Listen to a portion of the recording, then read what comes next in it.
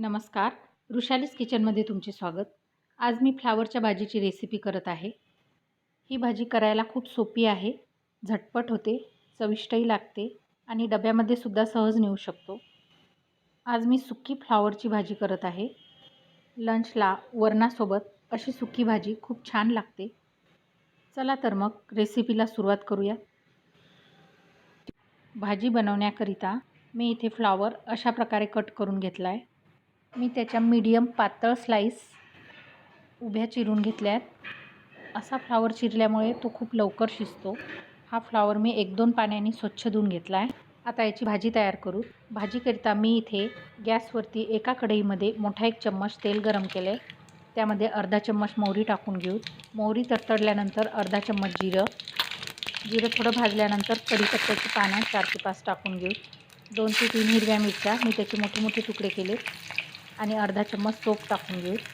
आणि आता 2 मीडियम साईजचे कांदे मी इथे टाकले। कांदा चांगला ब्राऊन कलर येईपर्यंत भाजून घेऊ।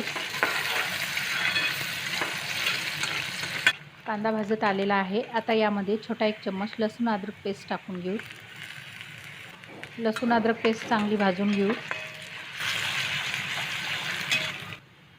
थोडीशी कोथिंबीर टाकून परतून घेऊ।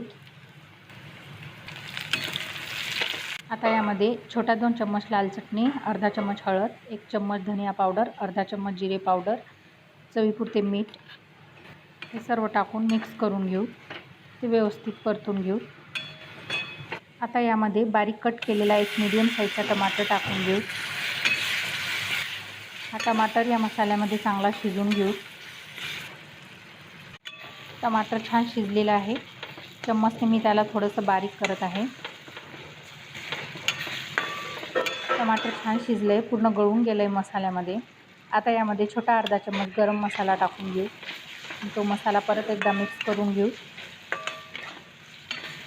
मिक्स केल्यानंतर मसाल्यामध्ये थोडेसे पाणी टाकून घेऊ आणि परत एकदा मसाला छान परतून घेऊ। थोडंसं पाणी टाकल्यामुळे मसाला छान भाजला जातो। आता यामध्ये चिरलेले फ्लावर टाकून घेऊ आणि ते व्यवस्थित मसाल्यामध्ये मिक्स करून घेऊ। हे बघा अशा प्रकारे। आता 5 मिनिट हाय फ्लेमवरती थोडंसं फ्लावर शिजवून घेऊ आणि त्यानंतर यावर झाकण ठेवून गॅसची फ्लेम मीडियम करून घेऊ।